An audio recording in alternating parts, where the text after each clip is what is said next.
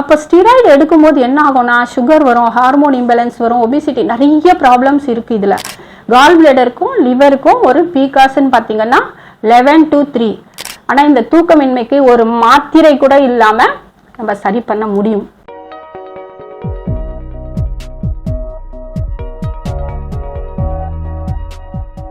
அனைவருக்கும் எனது வணக்கம். நான் பரிமளச்செல்வி. நான் ஒரு அக்குபஞ்சரிஸ்ட். நான் பிரசாந்த் ஹாஸ்பிட்டலில் சேத்பட் பிரான்ச்சில் கடந்த 8 வருடங்களாக ஐவிஎஃப் சப்போர்ட் அக்குபங்சர் பண்ணிகிட்ருக்கேன். என்னோட கிளினிக் பார்த்திங்கன்னா சாந்தி காலனி அண்ணா நகரில் இருக்குது. இப்போ வலின்னு பார்த்தீங்கன்னா இப்போ ஒன்றும் இல்லை, ஷோல்டர் பெயின் சொல்லிட்டு வருவாங்க. அவங்களுக்கு பார்த்தீங்கன்னா நிறைய மெடிசன்ஸ் கொடுப்பாங்க. ஒரு அளவுக்கு தான் சரி பண்ண முடியும். ஆனால் அது என்ன ஆகும்னா ஒரு அளவுக்கு சரி பண்ண முடியும், ஒரு வாரம் மருந்து எடுத்துட்டு அதுக்கப்புறம் பார்த்தீங்கன்னா வலி இன்னும் போகலை அப்படின்னு சொல்லும்போது என்ன பண்ணுறாங்கன்னா இப்போ இருக்கிற நவீன உலகத்தில் ஸ்டீராய்ட்ஸ் அப்படின்ற ஒரு இதை கொடுக்குறாங்க. ஸோ ஏன்னா அது கொடுக்கும்போது சட்டுன்னு வலி குறையும். ஆனால் அதோட சைடு எஃபெக்ட்ஸ்ன்னு பார்த்தீங்கன்னா டாக்டர்ஸே சொல்லுவாங்க, இது எடுத்தீங்கன்னா உங்களுக்கு சைடு எஃபெக்ட்ஸு, ஆனால் வேற வழி இல்லைன்னா நீங்கள் எடுத்துக்கலாம், நம்மளோட இஷ்டத்துக்கு தான் விடுவாங்க. ஸோ நம்ம தான் அதை முடிவெடுப்போம். சரி நான் பரவாயில்ல, இந்த வலி என்னால் தாங்கவே முடியல, அதுக்கு எனக்கு ஸ்டீராய்ட்ஸே கொடுங்கன்னு சொல்லிட்டு ஸ்டீராய்ட்ஸ் எடுத்துப்போம். அப்போ ஸ்டீராய்டு எடுக்கும்போது என்ன ஆகும்னா சுகர் வரும், ஹார்மோன் இம்பேலன்ஸ் வரும், ஒபிசிட்டி, நிறைய ப்ராப்ளம்ஸ் இருக்குது இதில். ஸோ அதிலெல்லாம் நம்ம தவிர்க்கணும் அப்படின்னு நினச்சா கண்டிப்பாக அக்குபங்சர் எடுக்கும்போது என்ன ஆகும் அப்படின்னா உங்களுக்கு இந்த மாதிரி ஒரே ஒரு சின்ன விஷயத்தில் கூட உங்களுக்கு சைடு எஃபெக்ட்ஸ்ன்றதே கிடையவே கிடையாது. 0% தான் இருக்கும்.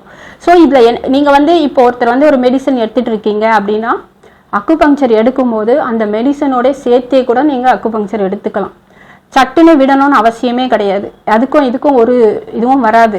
ஸோ நீங்கள் என்ன பண்ணணும் அப்படின்னா அக்குபங்சர் எடுக்கும்போது ஒரு சைடு எஃபெக்ட் இல்லாமல் நமக்கு வலி போகுது அப்படின்னும் போது நம்ம தான் முடிவு எடுக்கணும். நம்ம இந்த திசையில் போகிறதா இந்த திசையில் போகிறதான்னு சொல்லிட்டு முடிவு உங்கள் கையில் தான் இருக்குது. ஆனால் இதனால பக்க விளைவுகள்னு சொல்லிட்டு ஒன்றுமே கிடையாது. இது நிஜம். தூக்கமின்மை அப்படின்றது இப்போ பார்த்தீங்கன்னா காலேஜ் படிக்கிற பசங்கள்லேருந்து எல்லாருக்குமே இந்த தூக்கமின்மைன்றது நிறைய பேர்கிட்ட இருந்து நான் கேட்குறேன்.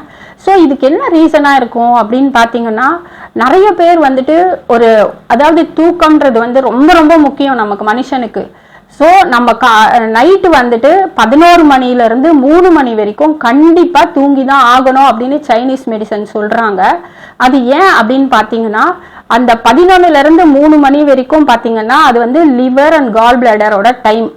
ஒரு உறுப்பும் ஒரு நேரத்தில் வேலை பார்க்குது. அதாவது ஒரு பீகாஸ், இப்போ ஹார்ட்டுக்குன்னு ஒரு பீகாஸ் இருக்குது, அந்த மாதிரி கால் பிளாடருக்கும் லிவருக்கும் ஒரு பீகாஸ்ன்னு பார்த்தீங்கன்னா 11 to 3. ஸோ அந்த டைமில் எல்லாருமே படுத்திருக்கணும் பெட்டில். அப்போ என்ன பண்ணக்கூடாது, ஃபோன் பார்க்கக்கூடாது, டிவி பார்க்கக்கூடாது, முக்கியமாக எழுதக்கூடாது, படிக்கக்கூடாது, கண்ணுக்கு எந்த ஸ்ட்ரெயினும் நீங்கள் கொடுக்கவே கூடாது. பிகாஸ் நீங்கள் என்ன கண்ணுக்கு கொடுத்தீங்கனாலும் அது நம்மளோட லிவரை தான் ஸ்பாயில் பண்ணும். ஏன்னு கேட்டிங்கன்னா லிவர் தான் கண்ணில் தான் வெளிப்படும். இப்போது ஃபார் எக்ஸாம்பிள் இப்போ ஜாண்டிஸ்ன்னு வருதுன்னு வச்சுக்கோங்க, பார்த்தீங்கன்னா கண் எல்லோயிஷ். ஸோ கண்ணுக்கு வேறு ஏதாவது ஒரு ப்ராப்ளம்னா அதுக்கு நம்ம என்ன பண்ணுவோம், நாங்கள் ட்ரீட் பண்ணுறதே கால் பிளேடர் அண்ட் லிவரை தான். ஸோ நீங்கள் கண்ணுக்கு எந்த ஸ்ட்ரெயினும் கொடுக்காம இருந்தீங்கன்னா கண்டிப்பாக லிவர் பாதுகாக்கப்படும். அப்போ இந்த தூக்கமின்மை ஏன் வருதுன்னா இப்போ பார்த்தீங்கன்னா எல்லாருமே நைட் ஷிஃப்ட் ஒர்க் பண்ணுறாங்க பசங்கள்லாம். ஸோ அந்த டைமில் பார்த்தீங்கன்னா என்ன ஆகும், அப்போ தான் அவங்க சாப்பிடுவாங்க. நான் சொல்கிறேன் அந்த டைமில் 12 o'clock தான் அவங்க டின்னரே சாப்பிட்றாங்க. இப்போ அவங்கன்னு சொல்ல முடியாது, எல்லாருமே பார்த்தீங்கன்னா நைட்டில் இப்போ ரோட்டில் கூட பார்த்தீங்கன்னா நிறைய பேர் அப்போ தான் புது கடைகள் மூலமாக நிறைய விதவிதமான ஒரு வெளிநாட்டு உணவுகளெல்லாம் வச்சு 1 மணி 2 மணிக்கு கூட இப்போ உணவு கிடைக்குது ஈஸியாக, அதை வாங்கி சாப்பிட்றாங்க. ஸோ சாப்பிட்டுட்டு அவங்க போய் ரிலாக்ஸாக படுக்கிறதுக்கே 3 மணி ஆகுது. ஸோ இந்த மாதிரி நிறைய பண்ண என்ன ஆகுதுன்னா சின்ன வயசு பசங்களுக்கு ஏன் பாதிக்கப்படுறாங்கன்னா இதனால தான் இந்த உணவு முறையே அவங்களுக்கு மாறிடுது.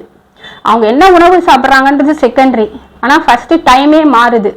ஸோ இதெல்லாம் நிறைய காரணங்களாம் இது தூக்கமின்மைக்கு. அதே மாதிரி வயதானவர்களுக்கு ஸ்ட்ரெஸ்ஸு, வீட்டில் இருக்கிற அம்மாங்களுக்கு ஸ்ட்ரெஸ்ஸு, ஹார்மோன் இம்பேலன்ஸு, மெனோபாஸ், அது மாதிரி யாருக்கு என்னென்ன பிரச்சனையோ எல்லாத்துக்குமே காரணமாக அந்த தூக்கமின்மை அமைது. ஆனால் இந்த தூக்கமின்மைக்கு ஒரு மாத்திரை கூட இல்லாமல் நம்ம சரி பண்ண முடியும்.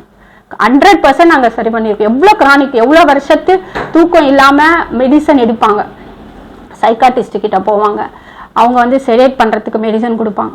ஸோ ஒரு காலகட்டத்துக்கு அப்புறம் அதுவே அவங்களுக்கு தூக்கம் வராது. மறுபடியும் என்ன பண்ணுவாங்க, இன்னும் கொஞ்சம் எம்ஜி அதிகப்படுத்துவாங்க, இன்னும் கொஞ்சம் மெடிசன் சேர்ப்பாங்க. ஸோ அந்த மாதிரி பண்ண என்ன ஆகுனா உடம்புல சைடு எஃபெக்ட்ஸ் ஜாஸ்தி வரும். ஸோ இது எல்லாமே இல்லாமல் 100% நம்ம தூங்க முடியும், அதுவும் டீப் ஸ்லீப். அதே மாதிரி ட்ரீம்லெஸ், கனவே இல்லாமல் நல்ல ஒரு உறக்கம் அது வேணும்னா நீங்கள் கண்டிப்பாக ஒரு முறையாவது அக்குபஞ்சர் எடுத்து பாருங்க. அதாவது எப்படின்னா, இப்போ மார்பக புற்றுநோய் இருக்கிறவங்களுக்கெல்லாம் வந்துட்டு கீமோதெரப்பி பண்ணுறாங்க, இல்லை ஹார்மோன் இது தெரப்பி பண்ணுறாங்க. அப்படின்னும் போது ஜென்ரலாகவே வந்து பெயின் அதிகமாக இருக்கும், தூக்கம் வராது, முடியெல்லாம் அப்படியே உதிர்ந்து போயிடும். அந்த மாதிரி நிறைய பக்க விளைவுகள் இருக்கு. அந்த பக்க விளைவுகளே இல்லாமல் கண்டிப்பாக அக்குபஞ்சர் பண்ண முடியும். இந்த மார்பக புற்றுநோய் வந்தவங்களுக்கு ஒரு ஸ்டேஜ் ஃபர்ஸ்ட் செகண்ட் வரைக்கும் நம்ம வந்து மருந்து மாத்திரையே இல்லாமல் நம்ம வந்துட்டு அக்குபஞ்சர் பண்ணி கூட சரி பண்ணி இருக்காங்க. அது இல்லாம நீங்க இந்த சைட்ல வந்து எடுத்துக்கணும், நாங்க ஆல்டர்னேட்டிவா இதை சேர்த்துக்கணும் அப்படின்னாலும் கண்டிப்பா நீங்க எடுத்துக்கிட்டீங்கன்னா உங்களுக்கு இந்த பக்க விளைவுகள் எல்லாம் கண்டிப்பா தவிர்க்க முடியும். அது மறுபடியும் வராம இருக்கிறதுக்கும் நம்ம வந்து ஸ்டிமுலேஷன் இருக்கு அக்குபங்சர்ல, அது தயவு செஞ்சு நீங்க பண்ணிக்கலாம்.